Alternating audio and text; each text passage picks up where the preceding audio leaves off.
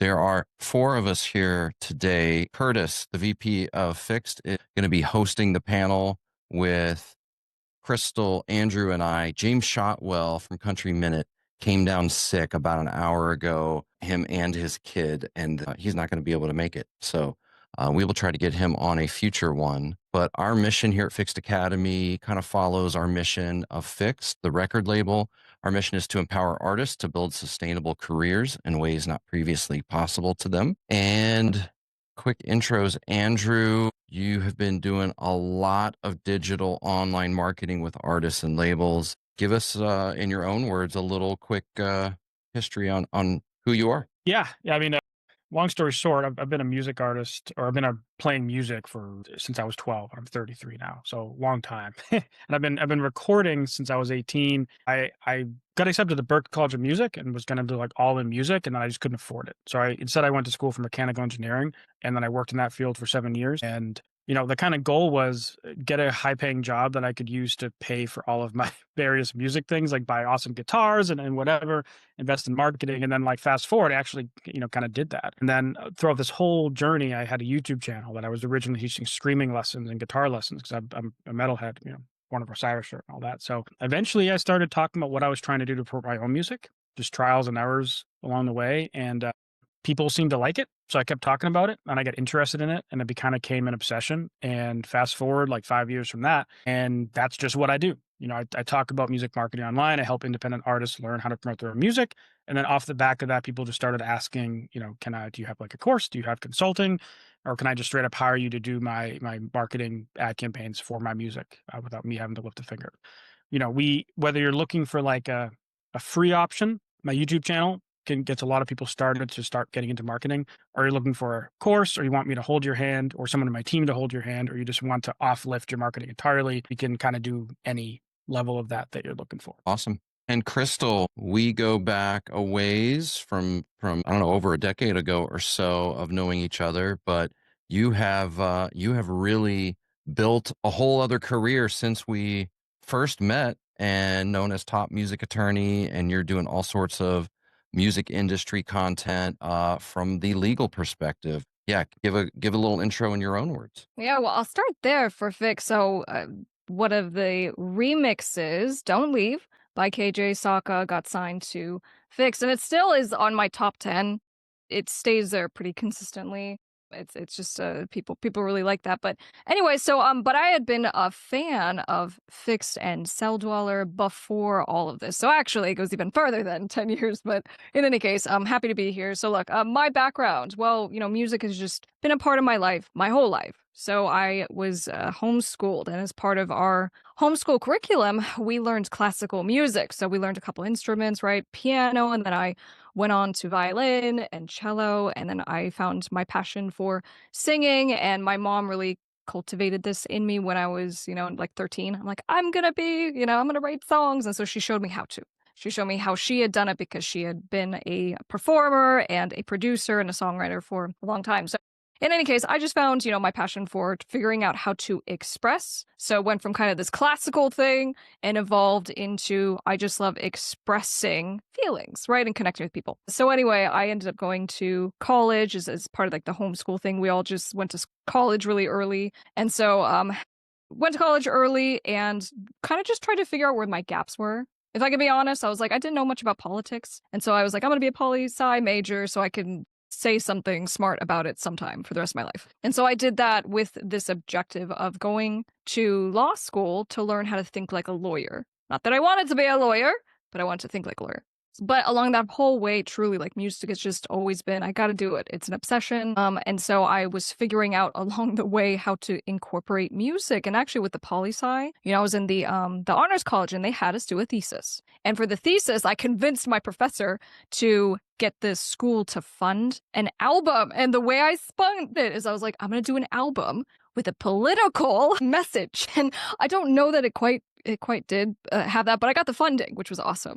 So I learned music production. My mom kind of helped me, but a lot of it was just self-taught. So I funded the thing, got it up, it was a glorified demo that no longer exists on the internet, but it was the way that I was able to then meet a bunch of people. because I had a work product that I could send and be like, here are my songs that I have written, that I've produced. And so I found other producers, and the journey kind of went from there. So anyway, fast forward, lots of dive bars. I did a full band's kind of, interpretation of my music. I did an electronic run where I was in nightclubs doing, DJ kind of setup.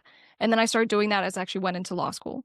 And so it was a pretty crazy schedule of just getting up at the crack of dawn, staying up all night and going to school and all that good stuff. And then, fast forward to just graduating, I just had so many friends who were creatives and I wanted to help them.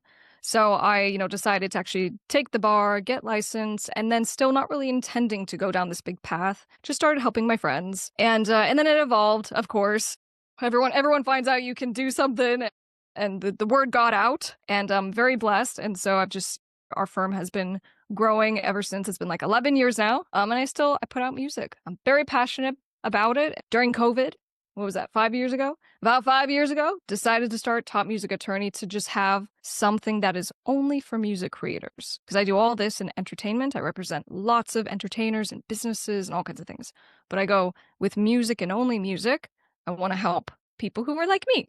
So that's what we're doing. That's awesome. Nice. And James, who couldn't be here, we will have him back on a future panel. I won't go too deep into my history, but hi, I'm James. For anybody that doesn't know, I'm the president and co-founder of FiXT, and I went from fan to first employee of Celldweller, and then co-found the label with him.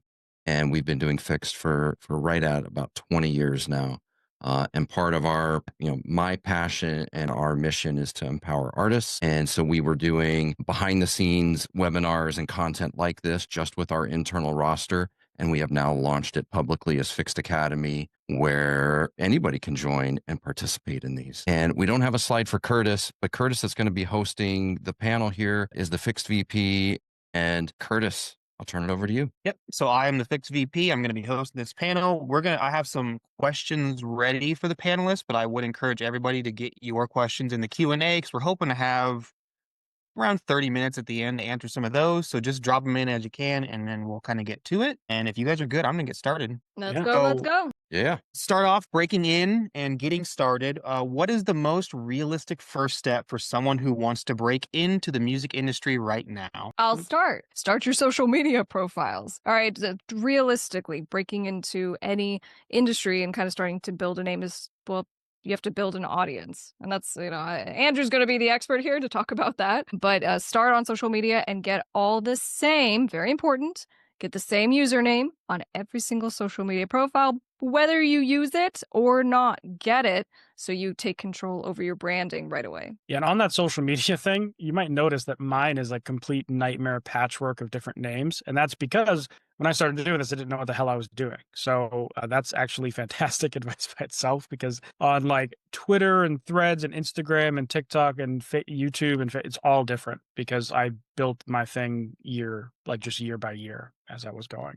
But in terms of like getting started, I think ideally you should batch some music before you're like seriously going to get into it, because like nowadays you ideally will have a consistent release schedule. A lot of times people throw out numbers like every 4 to 8 weeks you should drop a new song. That's not always possible depending on what you do, but for many people it is. And if you batch music ahead of time, like get 5 singles ready beforehand, that gives you a buffer of perhaps 10 months of music ready. And then over that 10 months, you're getting new music ready for after that. And of course you need social media is a huge part of being an artist nowadays. In the past, before social media, you kind of just had to, kind of whore yourself out on the road all the time. Like that was kind of the only option, just constantly touring and networking and meeting other bands. And that's all that stuff's still great, right? But like social media is this chance for you to reach people for free online at scale. And a lot of artists hate it, but it's a thing. And you can find ways to love it. Instead of thinking about it as creating content, think about it just kind of like documenting what you do, right? If you're an artist and you like playing live, well, think of the social media platform like your stage, right? Or actually literally just film your live shows and cut it up into pieces. And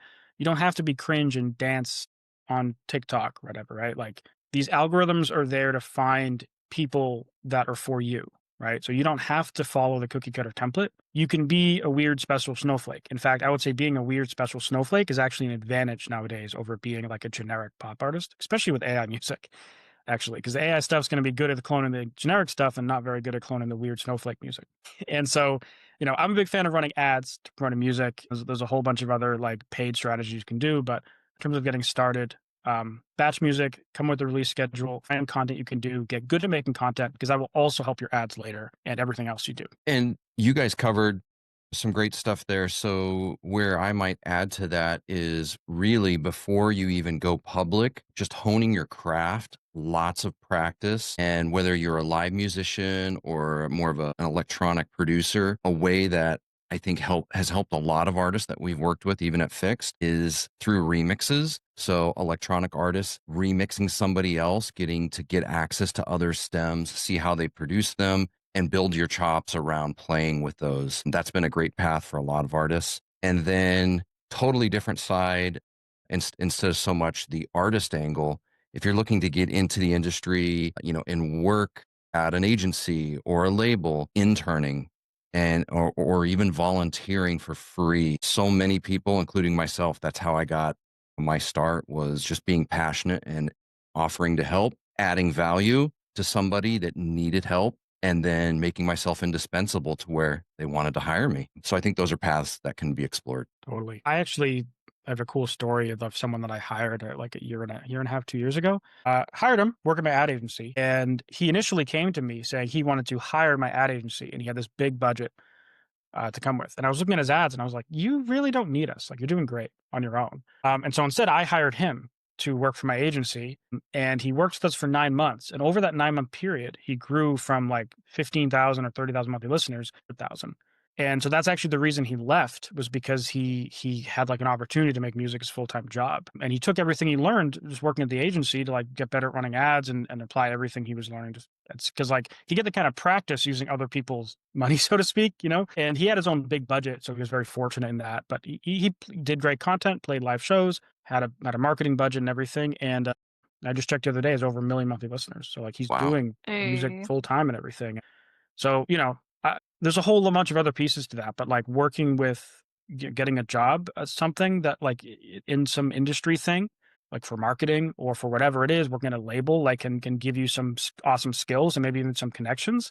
And even just me knowing him, like he's gotten to talk to some labels that he's then referred to my agency since then. So it's kind of a two-way street too, like hiring people and just being kind of a person in a community can actually be beneficial as well. Well, and if I can add one thing, I had mentioned about just setting up the socials, because you have to get comfortable in front of the camera, because a lot of our relationships are born out of meeting online. It's not just the fans, which is the most important thing. Everyone's like, I need a PR person, I need to hire a marketer, because they're going to get me audience. So understanding that the ultimate goal here is just to reach people, we can do that by just literally posting on social media, and every once in a while something will, hit and go viral. But at the end of the day, you also have to think about it as a business card. If I go to James's, Instagram right now, what is he promoting? What were his last few posts? Like, all of that is, someone is going to make a judgment call on you very quickly based on what your social media looks like, because they have nothing else to look at. Even if you have a website, most people still don't really go to websites.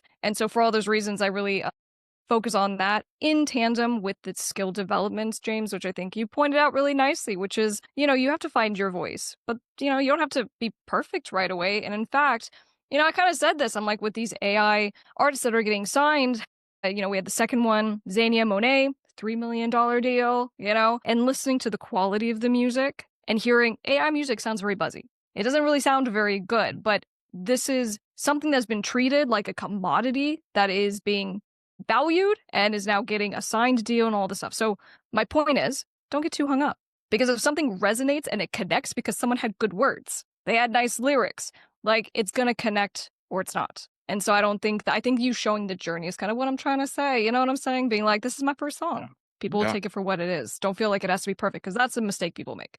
They wait too long. They're like, it has to be exactly right and this and that. And then lo and behold, they have put their blood, sweat, and tears into this thing. They release it. It bombs. And they haven't gone through the exercise of like, no worries. So I'm just going to move a little faster next time. Next song. Does good, does bad. Next song.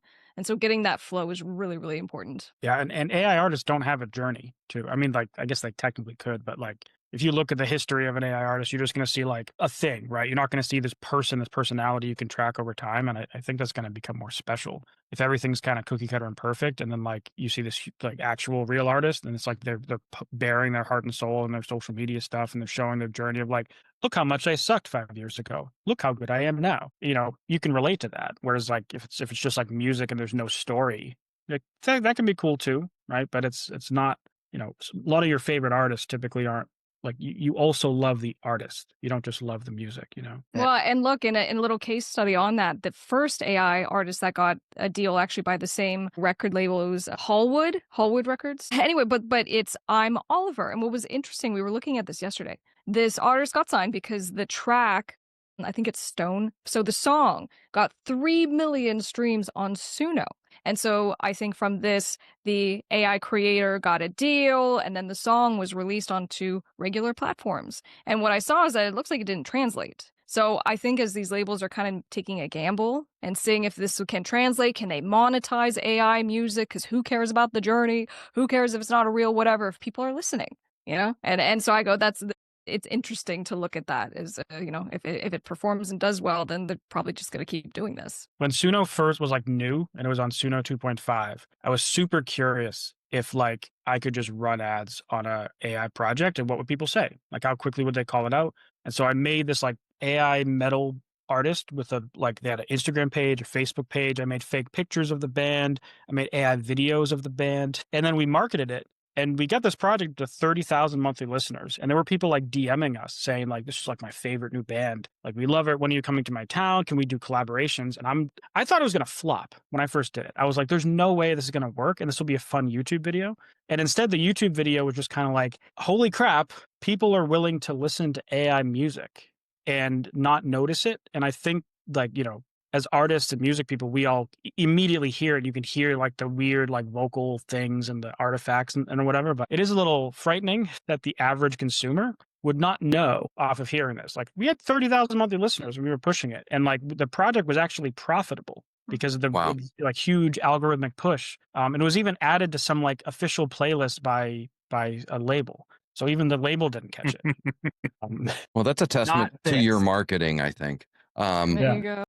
So I'll tell you, a little frightening, honestly, as an actual artist. I was a little scared when that happened. And it's been multiple years now, and like AI music still isn't mainstream and a lot of people hate it. So that's made me a little bit comforted in a way too, but it's weird. I feel weird about it as an artist. Right now, I can tell usually in the vocals that like, oh, this is AI vocals. And when I get it in my Discover Weekly, I go to the artist and I tell it to not play that artist. Like it may be, you know, objectively good songwriting or, you know, by all other metrics, but yeah, I'm not personally a fan. Well, and as we've been covering this, I'm like, there's a curiosity factor, okay? Because when all the AI bands, the Ventus, the Velvet Sundown, they just exploded on Spotify and pushed up hundreds of thousands, then became millions. But as the interest has died down a little bit, you see some of those numbers deflating, you know, but with this new signed artist, Monet, that I had mentioned, you know, right now it's 600,000 monthly listeners on Spotify, you know, and it is consistent, not just Spotify, but there's also that engagement on YouTube. But, you know, how much of it is just curiosity? It's the Zania Monet one with like 7. Yep, you got it. Well, so to jump around a little bit then, since we're already on the subject of AI, how do you guys see AI shaping the industry for new artists? Is it an opportunity? Is it a threat? Well, we've covered this at length on both sides of the discussion, right? One of them is, well, this is a great thing, right, for Monet, right? So this new artist who just got this $3 million deal, meaning the creator, the actual human behind this, because it's an actual lyricist, right? It's a poet, and the lyrics are pretty good in the songs, right? And so you might argue that this is a vehicle that has allowed this creator to be seen. And she's been signed, like I said, by this record label that is known for songwriters and producers, you know what I'm saying? So I go, all right, that's interesting. And also there's talk about how she is putting in additional stuff into Suno, these live elements. I don't know what that means. But to the extent, what I can tell you is that like with our clients, there are a lot of people in between being a prompter of just going onto Suno and putting in some words, right? And then you know, you have AI music versus you build the entire instrumental. You have the lyrics, you have the melodies, you have all this stuff. And then you have Suno essentially finish it. And so it's tough, obviously, to draw a hard line one way or another because there's so much variance in between of how people are just using AI in their creation process now. Yeah. I don't, a lot of artists are freaking out about it. And I don't think they need to freak out as much as they are in terms of like worrying if like this is the death of music or something crazy like that. Partially because like people connect with real humans and all that, but like also these AI tools they need like music to train on, and I think if anything the AI tools are going to get really good at cloning the more like typical music, and then it's going to kind of give artists permission or incentive to get weird with it, so to speak, and to kind of explore, because I don't know, there's already been slop music for years, right? Like kind of like pop music. A lot of people hate mainstream pop music because of how just like repetitive and cookie cutter and stuff gets, and then you would have like lo-fi hip hop, which just gets thrown on Spotify and other platforms at scale. And then you have like the rain sounds and the white noise sounds getting thrown. All of that dilutes the royalty pool as well. And so I don't know, none of that destroyed the music industry. Sure, it caused bad things in certain ways, but like I don't know. I think a lot of people think it's going to be the death of music, and I've seen people be like, "I'm just going to quit music because of this," and it's like I think that's stupid. And if you're going to quit music because of this, you were never really cut out for this to begin with. I'm with you on that, especially with the catastrophizers, right? There was something before AI, which was just an issue of oversaturation, which is everyone now has access. All the bedroom producers and singers and songwriters, everyone can be a star. But, with the oversaturation issue now that's being caused by AI music, it was Deezer, so music platform Deezer, streaming platform, that announced that almost a third of all the songs that it ingests now is purely AI music. That's a pretty scary number. And so quite literally, there is oversaturation. It's only going to get worse. So I think some point, there's going to be an extreme disproportionality that happens. And then what will music, human authors do? That's the question. But even that 30%, only 0.5% of the streams on the platform are on that AI music. So it's like it's getting uploaded, but like no one's listening to it. Bingo. And I think I saw 70% of those streams were fraudulent too. So it's like even the fraction that it represents, they're just like, I think a lot of the people uploading this stuff at scale are mostly just bad actors trying to extract from the royalty pool. They're not the more like real AI artists that are ones that are like, I'm a lyricist, I've never been musically talented and I want to hear my lyrics. Or they're like, I've had some people with like disabilities comment on some of my AI videos being like, for the first time in my life, I can actually it's like hear the feeling I feel in my head or whatever, or like I can get my thoughts out. And people are using a lot of work with AI to make some cool stuff. And then there's like the slot prompters, but then there's the straight up just like people who are like dumping thousands of songs online and just running bots. And those are like the 30%, I think, the most part is just the slop. Let's take tens of thousands of dollars and millions of dollars from the royalty pool because it's like an unprotected pile of money. Yeah. The opportunity that I see for artists, especially new artists, but artists, even legacy artists, is as a demoing tool. You think about what it takes for you in a studio. If you're working with, if you're tracking real instruments, you have an idea, you got to go track it and edit it. And by the time you comp performances, to sit back and hear, what if I mixed this idea and this idea, what you can throw into, whatever platform you choose as a demoing tool to be like, if I take something in this vein and I mix it together, oh, that sounds cool. But then not just hitting upload, now going, okay, something works there. Now I'm going to cut real instruments and refine this, and always coming back to that human iterative element.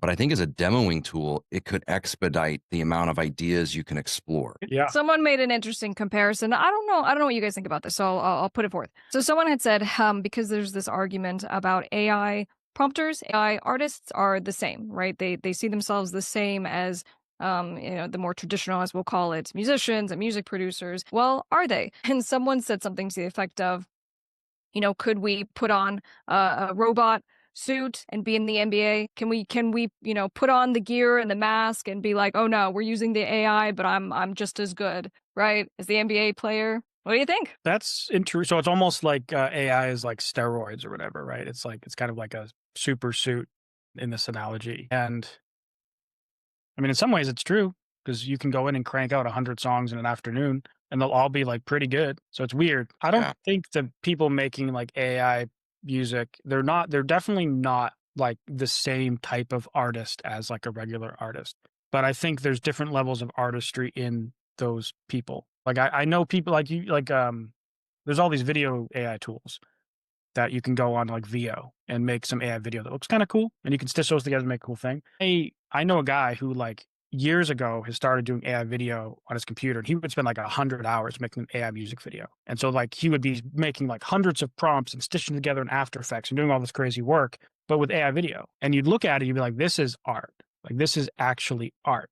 But he's not the same as the person going in like so various whatever Midjourney video or VO3 or whatever and typing in a prompt, just like there's this artist called Boy What who like uses AI and voice cloning to make these like masterpiece songs where the voices are all SpongeBob characters. And it takes more work than the human music because he re-records all his vocals first and then puts them painstakingly through these like voice AI swappers. Technically, he's stealing the IP of like SpongeBob characters, so he's probably breaking the law there, but like it's so good and it's 100% art.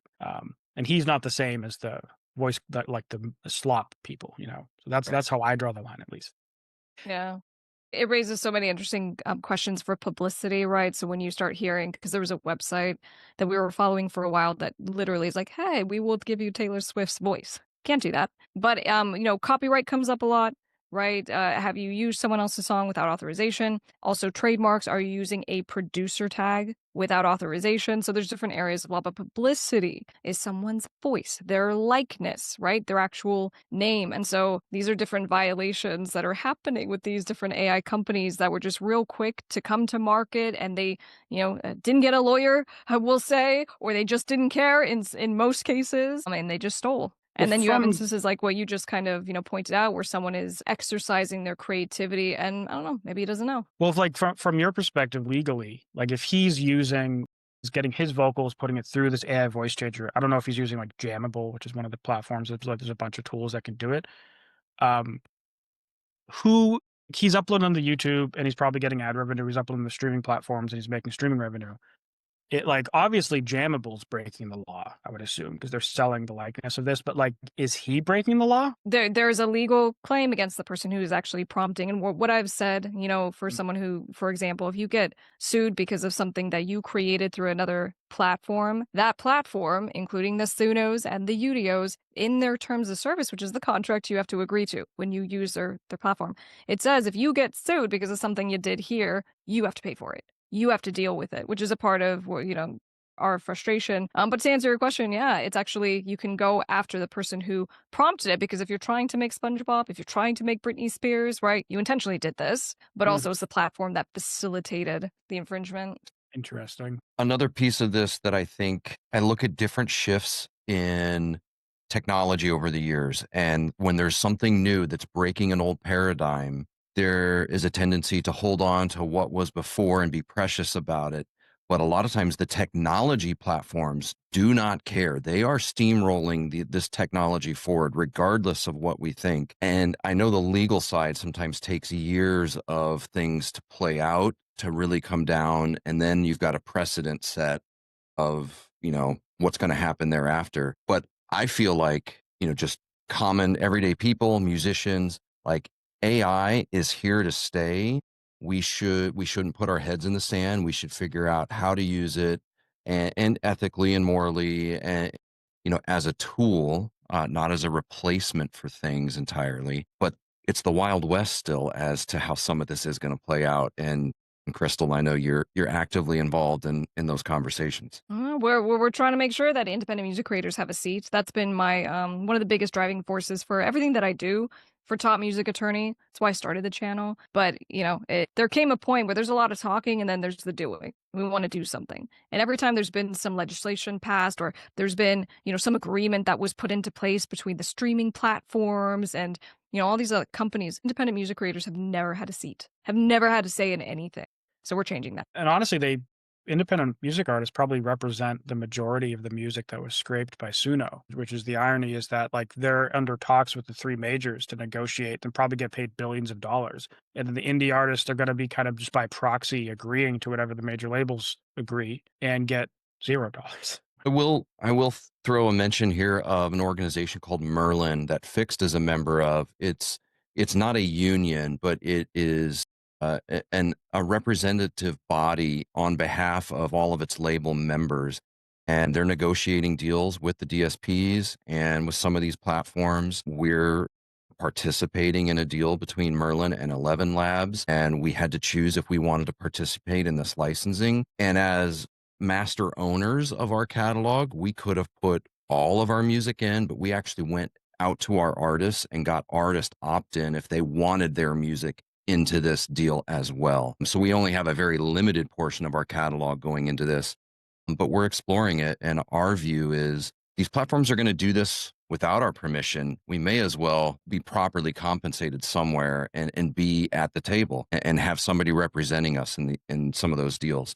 And I know a lot of independent artists are not, members of an organization like Merlin. You have to have a certain size of operations to become a member and be able to handle certain requirements that independent artists don't always have, but a lot of independent labels do. So I'm a fan of Merlin and other rights organizations like that, like A2IM as well. I'm sure we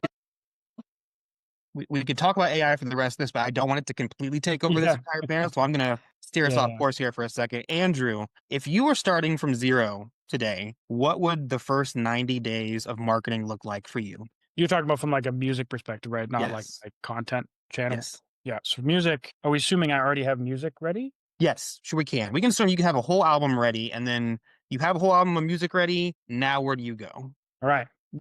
I would schedule it out every like 4 to 8 weeks, but I would be kind of flexible with it depending on if like a song flops, then release the next one faster. If songs do it good, milk it for longer. In terms of the social media aspect, I mean, honestly, socially, the music, I've been pretty weak. But assuming I'd be better at it in this scenario, like maybe I have more time than I do now. The aim would probably be to, if possible, post every single day on all social media platforms. And when I say all, I mean like TikTok, Instagram Reels, probably throw it on Facebook Reels, probably throw it on YouTube Shorts. And, I'm an alternative metal artist. And so like I probably lean on doing like performance-y type videos. It's not going to be like dancing on a beach or anything crazy like that, but like finding some cool local areas. Like a lot of bands use they might put like black curtains up and just kind of have like a black room, and they get some like moody lighting, and then they're just lip syncing and they put some captions. Everyone's seen these types of videos on TikTok and all that. And just try to do that as much as humanly possible, but in a sustainable way. So if that means every day, great. If it means 3 times a week, great.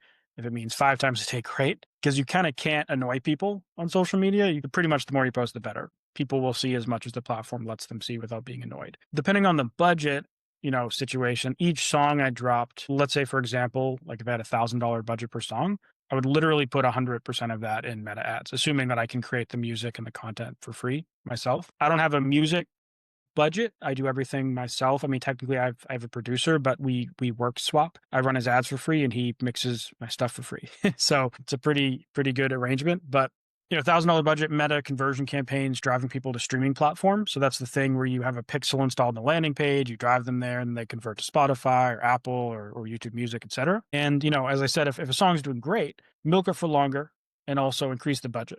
So maybe that means if a song just smashes, dropping $4,000 on it. If a song does bad, stopping it at $200. And typically, you drop 10 songs. I assume you're going to have 2 winners, 2 flops, and 6 on some bell curve. And I know some people will do better than that, some people do worse, but that's a pretty realistic assumption, I think. And so the game is kind of like try to find those winners and milk them for all they're worth. So do crazy amounts, as much content as possible for them, as much budget as possible. And then, 90 days, I guess, that would probably just be 3 releases, honestly. Yep. And for the whole album material that I had ready, like this would be probably releasing like 7 singles and then dropping an album. Just because singles, it's kind of the game right now. The singles are always going to do better. James was showing me some stats from FiXT where like singles do like 5 to 20 times better on average compared to album tracks, which 100% have seen in all the campaigns I've run. I probably wouldn't do playlisting. If I did, it would be a very small amount. I wouldn't do like PR. I wouldn't do influencer marketing. It'd be social media, ads, just music, trying to reply to every single comment and DM along the way to try to like talk to fans. I know people who have sold tours just off of like Instagram DMs. So like the one-on-one relationship thing is real. And yeah. If I could scream something from the mountaintops that you said, you can't annoy people on social media. Like we've work with bands, and I know so many people who will post once and think like, "Well, I don't want to annoy my fans." They probably didn't see it the first time anyway. So post it again. Yeah, I have a podcast called My Point Four Cents, and one of the people on it, Matt Bacon, is called Bacon Bits. He posts 5 times a day on social media, 35 unique pieces of content a week. Him and I like talk all the time. We collaborate on social media posts. We have a podcast together. So like I should, like in theory, be like the maximum amount of interaction we could possibly have online.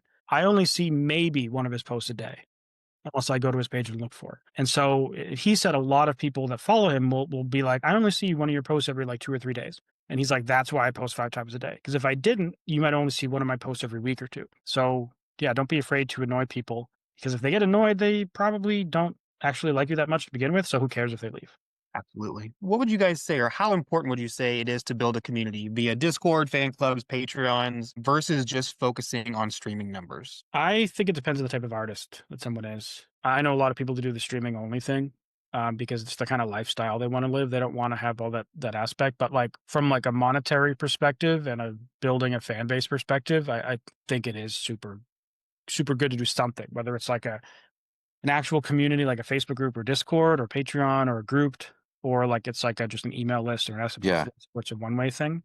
I was going to jump in and say email list. Like, even if you don't want, if you want to try and pull off mystique and not interacting and being a personality on your profile, at least have an email list. That asset is so valuable over time to directly communicate to your audience and to drive an audience to something. Because, with the algorithm, you post something on socials, it might not reach your audience, but it can show up in their inbox. Yeah. I will too for that. And in fact, the audience piece goes very hand in hand. I have the sell before you stream method that I have used, just in that before you put your music on Spotify or any streaming platform, you have an ability to actually sell it and make money. So just going to the streaming platforms, actually, that should be the last thing you do.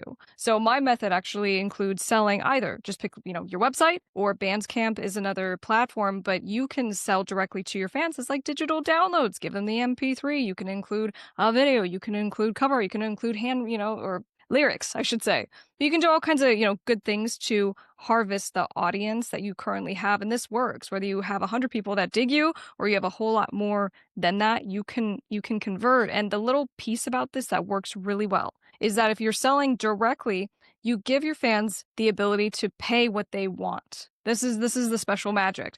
So so most of these platforms, they force you to have like a minimum. So 99 cents for your new song. But if people can pay what they want, they'll pay more, because they'll pay what your music means to them. And so this is a way to really meaningfully start to monetize your music. And so as you are releasing your singles, don't release the full album, don't release the EP, bite-sized pieces. And so if you do it, let's say a month apart or 6 weeks apart, you do one and then you blow it out and do your very best to post on social media, be consistent, and harvest for your email list. And then you start building the momentum by doing it again. So the next month, right? And so this is how you actually can build a community. So I love the email list, but people are like, well, what if I have 0 fans right now? And I go, I have a solution for you. Pick up your phone right now and look at the contacts on your phone. Most people have a few hundred, at least, if not thousands. And so I go, that's where you start. Hey, personalized message. Kurtis, I'm going to be releasing a song. It would mean so much if you would get on my email list so that you'll know about it when it comes up. Can I add you? Sure. What's your email? So, I mean, truly, if you want this to be successful, you can start from nothing. And most people aren't starting from nothing. Most people have social media and they have a little following that they can just build. So I'm just a huge advocate of, yes, call it a soft launch if you want, but you sell your music first. And then after you've done your pass of harvesting and selling on your website and all this stuff, and you actually are going to make money, then you put your stuff on Spotify and it can live there and it can act like marketing and it can make its, point fraction of a cent for you. Okay, so you can have the best of both worlds. I'm a big fan of the having things available to buy first as well. And actually, I would add on to that the 90-day strategy. We said if we had an album ready ahead of time, I probably would list the album from song 1 on my website, available to purchase, like digital, CD, vinyl, if possible. Because then it's like every time you release a single on streaming, you can say, hey, if you want to get the whole album now, you can go buy it. Or you can wait like 12 months and get it. So then it's like an early access incentive to get it. And it's a huge incentive. It's like, you can get my album 10 months early. If you love the music, like it's a pretty good reason to go buy it, especially if it's on physical. so you get something that you can like hold. FiXT released an album with like rose petals pressed into the vinyl, and I almost bought it even though I didn't know the artist at all. I almost said, that's freaking cool. I was going to spend $125 on this vinyl with rose petals pressed in it, even though I never heard the artist. You should have.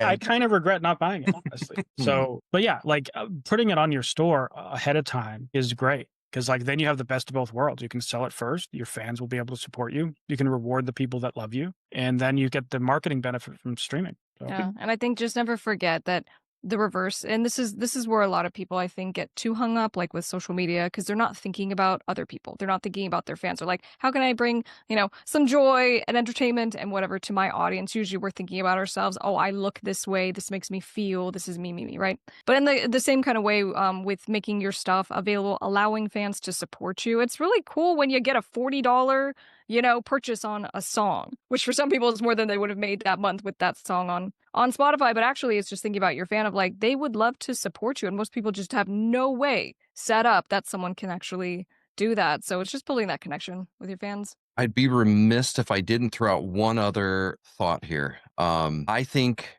as a label, we think about things sometimes differently than an independent artist might on their own.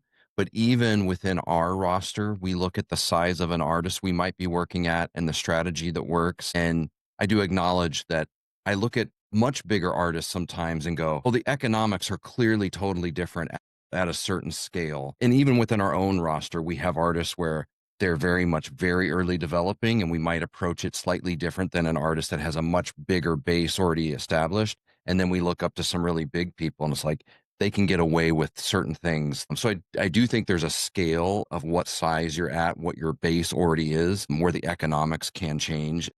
You just kind of have to experiment with what works for you where you're at. I'd even go as far to say that everything changes based on the size, like the marketing, the rollout, the types of products you do. It's like I talked to a label, and for their bigger artists, when I say bigger, like 30 million monthly listeners, big, they were like, we were talking about what ads to do, and they're like, we're only going to do like physical product retargeting ads in their fan base. Why would you promote their streaming numbers? They already have 30 million monthly listeners. And then the developing artists, under a million, it was the opposite. It was basically only on developing streaming and audience growth and social media and stuff like that. But like, they're two completely opposite approaches, and it changes a lot for size, just because like the merch stuff's really hard when you're small, unless there's ways to do it, but it changes a lot depending on the size. Yeah. So, Ms. Krystle, I'm curious, from a branding perspective, what can artists do early on to protect their image and intellectual properties? Especially with AI issues, because there's some, people who are utilizing AI platforms to create infringing music. Either it's infringing music, or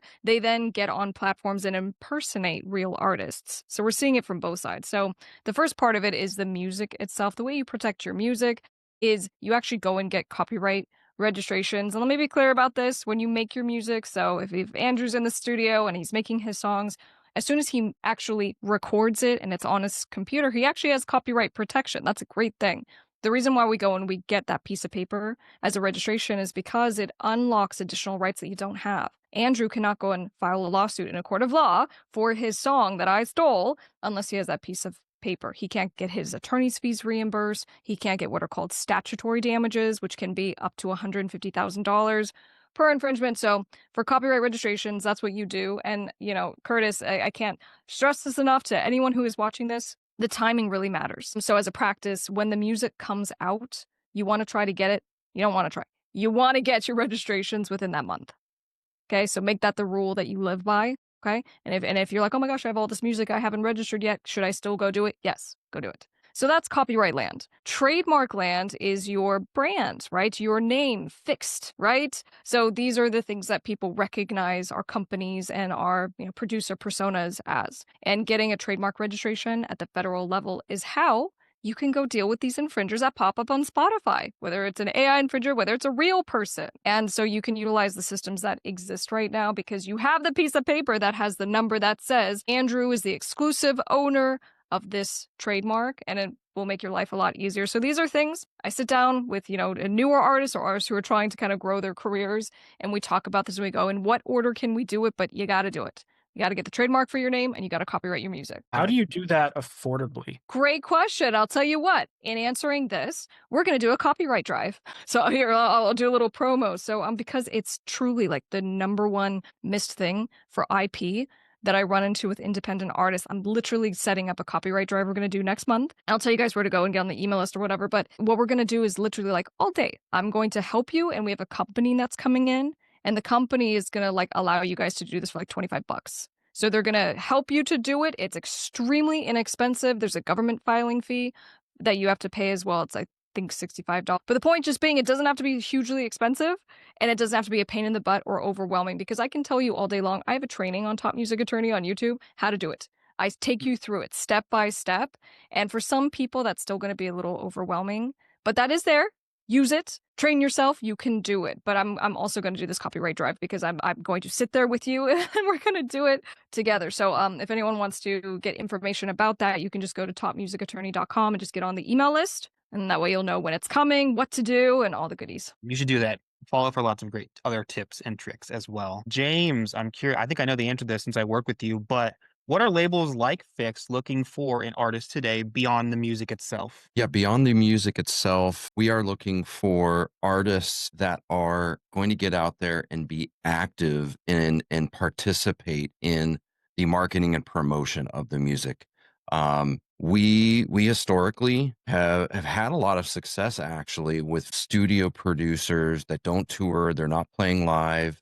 They're not even on socials. We could just put the music out, and through the reach of distribution and maybe film, TV, game licensing, we could exploit it in ways that was successful and generate a lot of revenue. But especially in the age of all this AI stuff getting uploaded, it's like, how do we stand out against all of this when it has been commoditized? And it's that human element. So the artists that are touring, the artists that are playing live and have, or even if it's online on socials and content, doing interactive, YouTube lives and jumping on with their fans and interacting, that human interaction.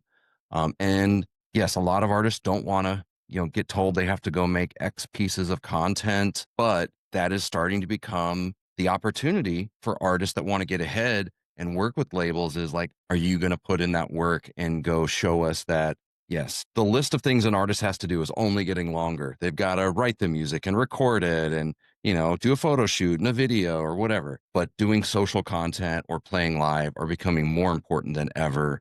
And the artists that we've worked with that just want to turn the music in, especially because we're a label, and when they're independent and they're just going to a turnkey distribution and getting it live, maybe they sit back and don't have to do anything. But there's this sense when they're working with a label that they can turn the music in and then the label handles everything else. And that is definitely not accurate. We are looking to be partners even throughout the promotion and marketing and continuation of that catalog, and see that it, you got to water it. You got to water that catalog and keep it active and relevant and generating for a long time to come. I'll add on to that. I think people are hyper aware of when they're being promoted something now. So if it can come from a person and it can seem genuine and real, I think that matters. Andrew, I don't know if that any thoughts on that, but I think people Totally. are just aware of corporations at this point.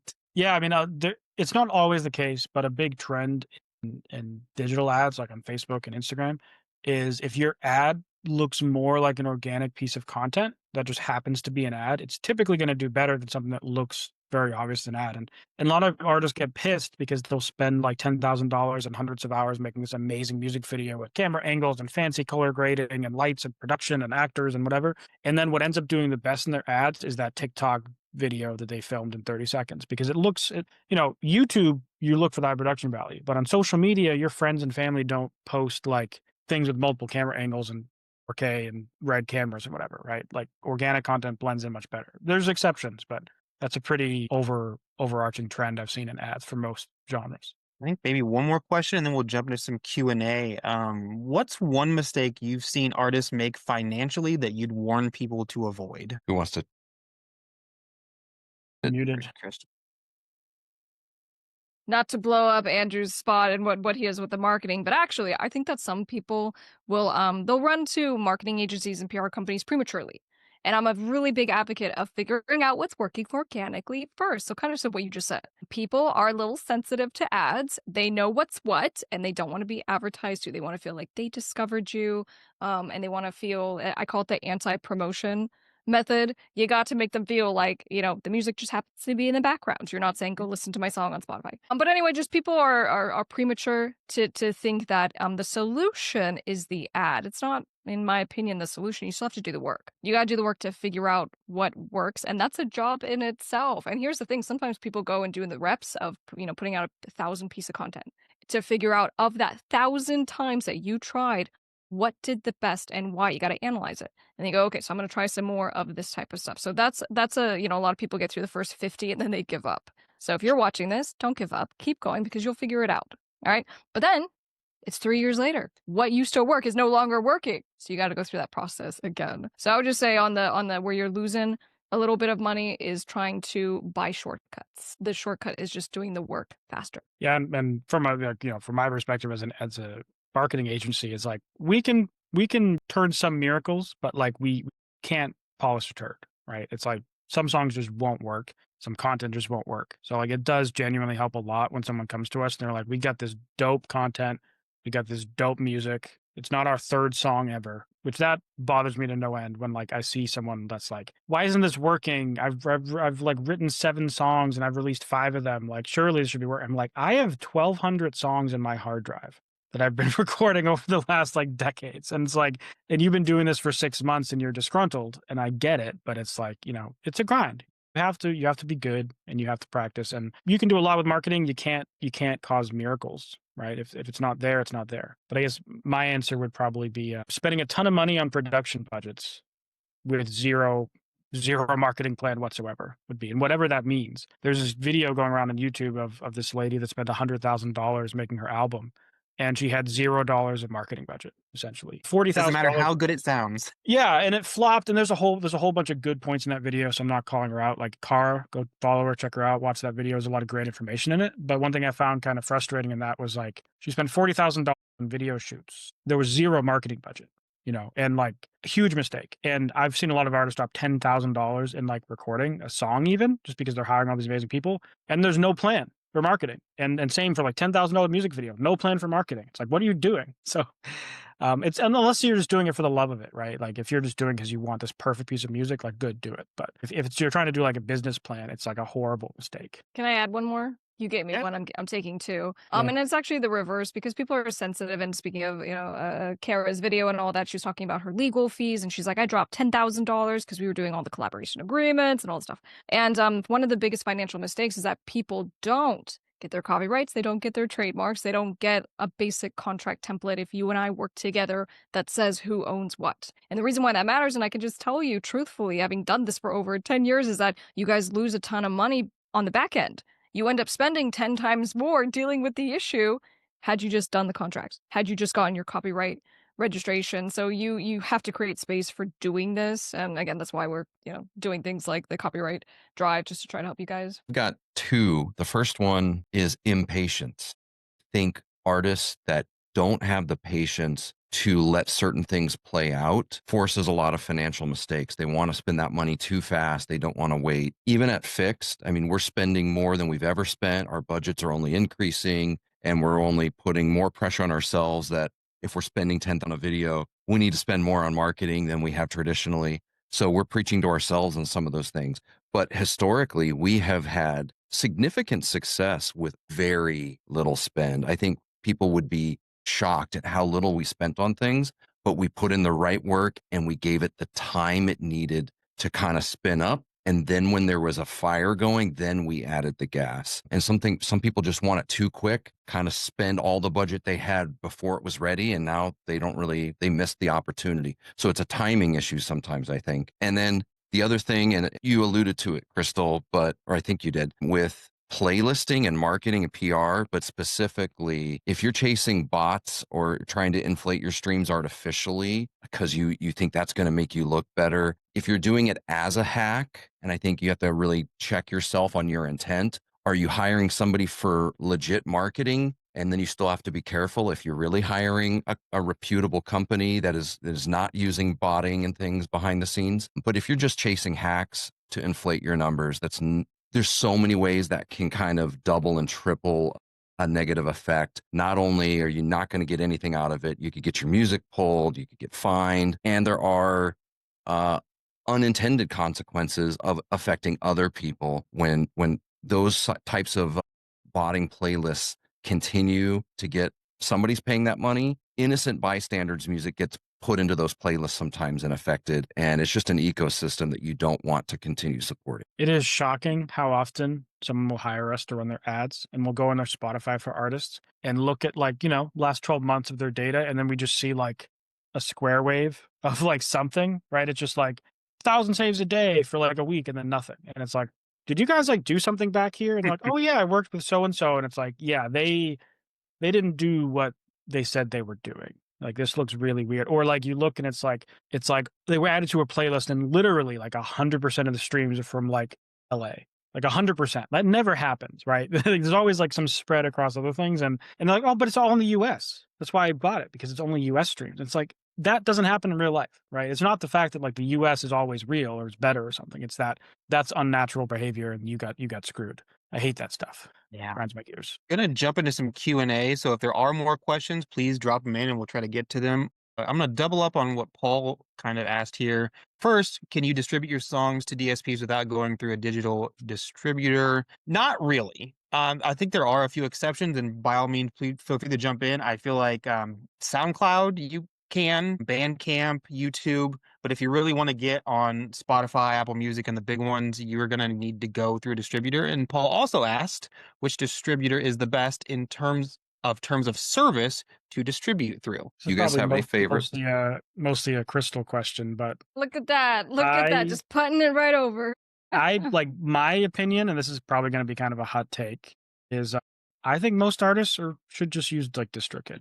There's a lot of bad people will complain about them, but like a lot of the problems they have, every self-serve like a la carte distributor also have. Like, they're getting your music pulled and all that stuff. Like, it happens to every distributor from what I've seen. And I just use DistroKid. We're going to have three different answers.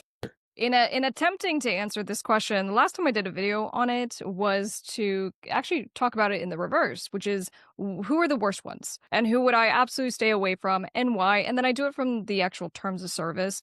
I try my very best to also interweave my experience, because I make music and I have distributed my music through, well, every major and also some of the boutique music distributors. And so what I do is just try to rank, and somewhere in there, if we're talking about DistroKid, I can offer at least that the contract, not so good, just like everyone else, not so good, but I can offer that I deal with DistroKid every single day. My law office has a lot of things that we represent for artists, and so in dealing with them and saying who's being reasonable, who is, when we kick down the door, releasing the royalties, unlocking the accounts, and we do see that DistroKid is doing that. So I volunteer that, but I will never endorse a music distributor. What's the biggest? I mean, I could probably just watch your videos, but to see, I don't think I've seen your video on this. So you do a terms of service one for like every distributor I've seen. What's like the worst part that DistroKid has that the other ones have, do you think? One of the unique things about the DistroKid terms is that they have no auditing right. So it's, you specifically waive the right to the auditing in the books. And for us, we're like, okay, that means the reporting that they get, they don't have to disclose to you from the actual music platforms. So that was a unique one specific to DistroKid. And, well, TuneCore comes to mind on one of the things that stood out and why it was, I think, the worst on my list is that they do all kinds of things like they monetize your money. And I'm like, if you don't care about that, great, good for you. But, in their terms of service, they're the only one of all the different distributors out there that do this, where they go, hey, we're going to have your money and your royalties sitting in an escrow account. We make money off of your money. You don't get to take those interest payments. We do. So it's more of just like the practices of the business as well. So I try to be fair. I go, this is what the contract says, and this is what I know the actual business does. And, one thing that comes to mind is Two Lost. Are you guys familiar with the music distributor? Yeah, I personally hate that distributor so much. Well, hate's a strong word. They're slow as hell, is what I'll say. Lots of things going on with that one, but they came kind of in in crosshairs with Top Music Attorney because we came to find that they were distributing to a platform called Hook, and Hook is a remixing platform. And we go, well, when you go in to distribute your song, it just is listed like anything else. You're sending it to Spotify, Hook, and there's like dozens. There's dozens and dozens. And so how would someone know to not check it? They think you're just sending it to like all the music platforms. Now, to their credit, they actually updated their platform so that now there's a disclaimer and people can opt out. So that's my biggest thing. I'm like, if everyone's game for the AI, for the remixing, for whatever, if they know, if they don't know, that's a real problem. On the FiXT side, we are a label. We have worked through traditional distributors to get to all the platforms. But when we were with an indie distributor that we were happy with over a decade ago, they got acquired by one of the majors, and we were forced into that ecosystem. And the service went down, and for about a year straight, every single release we put out had literally an error on it. Something went wrong, didn't go right. And so that's when we found and pursued our Merlin deal. And now we also have some direct deals with some of the DSPs. And that is certainly not, as I kind of mentioned earlier, approachable to all independent artists. It's usually for labels that have a staff and have a little more resources. But in the Merlin deals, if there's any labels checking this that are interested, once you become a member, you actually get to see the long form agreement with the DSP and decide for yourself if you're opting into the deal or not. So if you want to read the 70 or 100-page Spotify agreement, you can read the agreement that you're actually agreeing to. When you go to a turnkey distributor, they don't show you all the legal that you're actually opting into. They cover it in a global opt-in to their platform, but you don't know a lot of the specifics. That contract, like, are you under NDA that you can't talk about what's in there? Yeah, we can't. Yep. We are, as members, we are NDA'd from specifics, but part of the membership benefit is you get to see the actual agreements. And then when you're with a typical distributor, either you might be opted into everything or some of them you can select in and out of. But in the Merlin ecosystem, every single deal you can opt in or out of after you've reviewed the full actual agreement. And we get, even though we're going through Merlin to these deals, every month we get the raw reporting from each DSP. So kind of back to like, audit rights, we're seeing the raw files from Apple, from Spotify, from the DSPs. But then it's on us, instead of getting one statement from a distributor, we're getting like 50, 60 files a month that we have to process. So that's the burden of being into all those deals. So again, back to kind of independent artist versus a label, and your infrastructure, different deals make sense for different people. As far as a distributor to recommend, I'm personally a fan of Symphonic. I've known bunch of them over the years, and I think they're good people. And we have recommended some artists that we've worked with in the past to them, and they've taken care of them and have good customer service. I haven't dug into their terms of service, so I don't know exactly what is currently in there, but they have been great from a customer service perspective. Question from Josh: with a lack of funds being the biggest obstacle, what can artists do to get traction in an industry inundated with pay-to-play structures? So basically, if you don't have a budget, how can you actually go and like get traction? I think it kind of, unfortunately, kind of comes back to social media for like a big part of it, just because that's kind of like the great equalizer nowadays. It's like anyone with a phone can go and gain an audience. But if you're not as much into that kind of thing, like networking and touring and collaborating with artists is also huge. Yeah, I want to jump in on the social media thing. I don't know if people, because we're just so used to social media, if people don't quite understand, but you have free direct marketing to your biggest fans. And I think people lose sight sometimes on just kind of like how incredible that actually can be if you take advantage of it. Yeah. I mean, like, look at Krystle's YouTube channel. You have 150,000 subscribers or something, right? You have grown Yeah. that just by uploading videos on the internet. After it was an overnight success after 1,200 videos and 4 years of work. Yeah. So it's like but it's just, I don't want to say just because it's hundreds of hours, thousands of hours of work probably, but like you didn't have to spend tens of thousands of dollars on advertisements to grow that audience. And you have to bet on yourself. I think that's really what it is. And you said it nicely. Yes, it's social media, right? Whether you're doing the sell before you stream method or whatever, it's that you have an audience to connect with a lot of people anytime for free. And what's stopping you usually is that you're not posting. is that you don't want to pick up the phone and have it point at your face and you have to think of something to say and try to be interesting. It's really tough. But if you can figure that out and you can push past your discomfort, you can win for yourself. Yeah. A lot of people And claim social media is like dead or whatever, and that it's impossible to break through organically. It's all pay to play, but like I've done like hundreds of artists who have gone from 0 to over 100,000 followers without spending a penny, right? Like there's a lot of people that do it with a budget, but I've met a ton of people that do it without a budget. I'll Even shout labels. out our artist Daedric.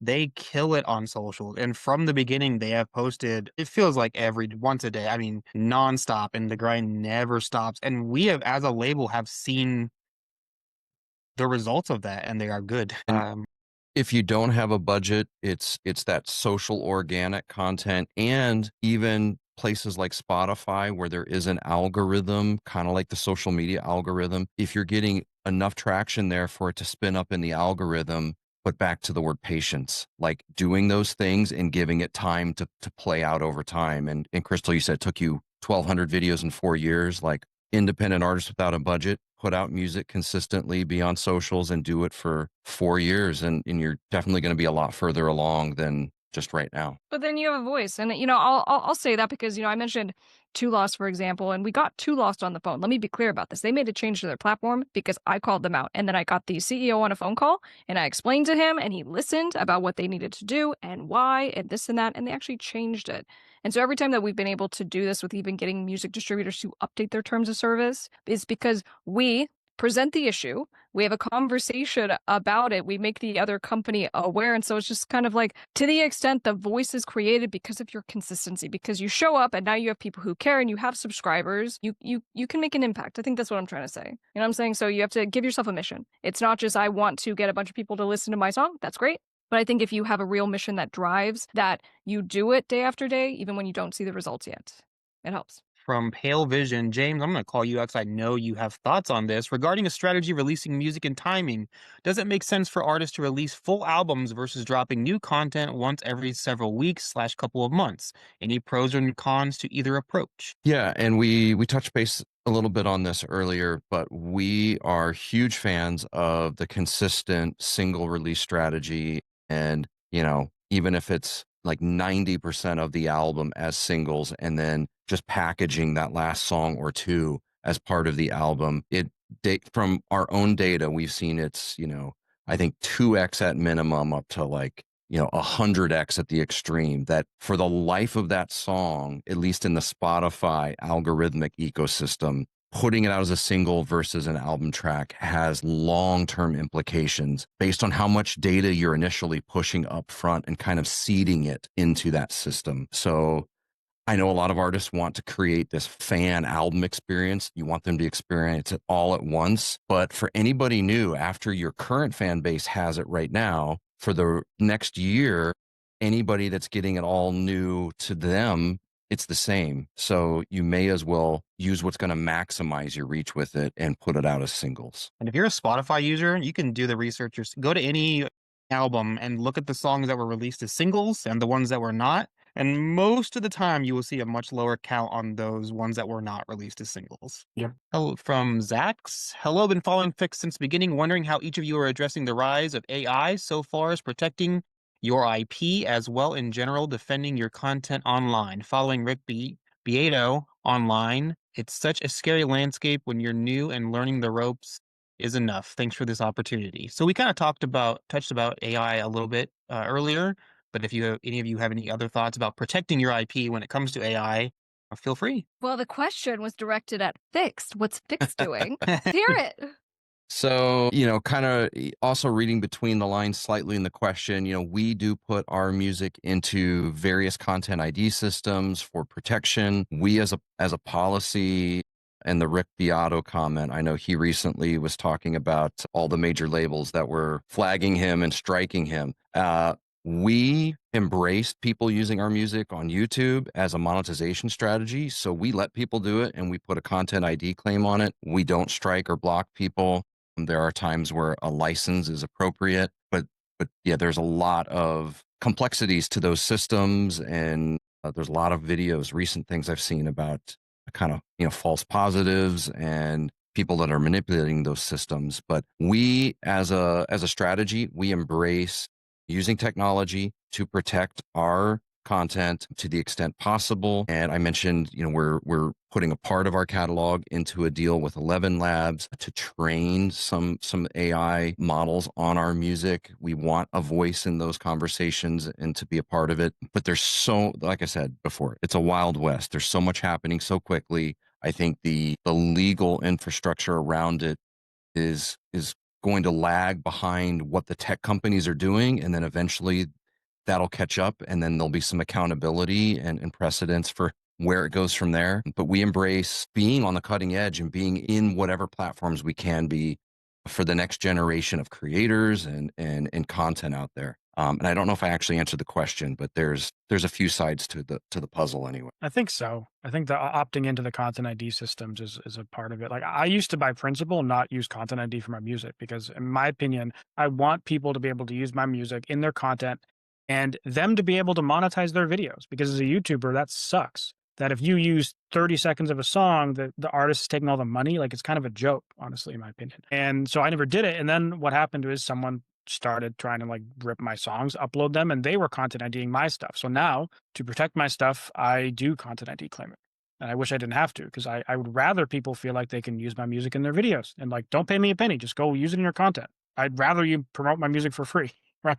Just credit me in the description or something. But the way the world is, you kind of can't, because the bad apples are going to go out there and ruin it for everyone. On AI protection, I would say 3 things. 1, don't upload your music to AI platforms. Don't do it, because their terms of service say you give them an irrevocable perpetual license, so forever and ever you can't take it back. To use your stuff on the training, it could come out. They disclose this in the terms. Your music could come out in someone else's output. So don't put your stuff into AI. 2, trademark your name. So if someone comes and if an infringer is using your name and using AI music to infringe and impersonate you, which is happening more so to independent artists now, which is the weird thing. It used to kind of make sense for the big artists, but now they're going after independent artists specifically. And 3, actually register your music for copyright, because if you find that one of these AI companies have taken your stuff without your authorization, or someone just does it in general, in order to sue in a court of law, you need that piece of paper. So already have it done. If you haven't registered and you find someone stole your song, can you go then register and then sue them? You can. The timing does matter for, remember I said the statutory damages, so it matters for how much you can claim in your damages. But if you call me up today and you say, I don't have the registration yet, but I have proof, I say, great, we're going to go get your registration right away. We'll sue. But the best bet is if you did it in advance. Sweet. From Anonymous, video content has changed over the years, long form, short form. Question for all: is there a best kind of video for content creation these days? Funny, serious, lyric, etc. Does short form drive YouTube views these days, or does traditional long form still work? TikTok got to be 30 seconds or less. The real answer, it depends. It's just depends what kind of creator you want to be. I know people who crush on YouTube Shorts, crush on YouTube Longs, crush on TikTok, crush on Reels, and people who do bad on all of those. And it just depends on what kind of artist you are and where you want to be. Threads right now is kind of the best organic reach platform right now. I know a guy who's getting 1 million impressions a month on Threads. That's kind of a hot take. Threads, Wow. you say? I say Threads is one of the best. And the cool thing is you don't need to upload video. It's a text-based. It's just like Twitter, right? Or X. And it just depends on what kind of creator you are, where your community is hanging out. No, it's not always TikTok all the time. And a lot of artists think it has to be because TikTok's what everyone talks about. But some people just suck on TikTok. They don't fit the culture or whatever of the platform. Yeah, I'm okay with picking one platform and trying to go big. I used to say volume counts. I still believe that.